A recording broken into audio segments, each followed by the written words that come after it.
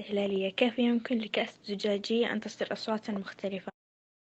الهدف تحديد كيف يمكن استخدام كؤوس زجاجية لإصدار أصوات مختلفة.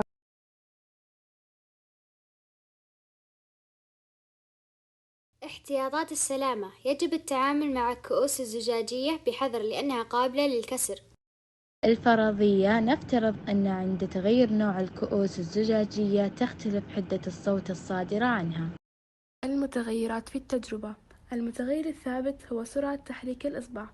المتغير المستقل هو نوع الكؤوس الزجاجية. المتغير التابع هو نغمة الصوت الصادرة من الكؤوس.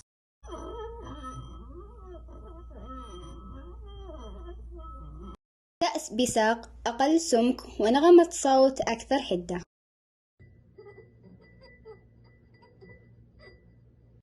كأس بساق أكثر سمك ونغمة صوت متوسطة الحدة.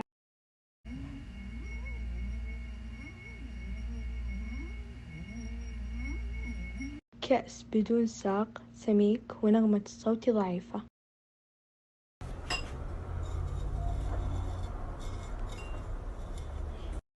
كأس بدون ساق أقل سمك ونغمة صوت أقل حدة.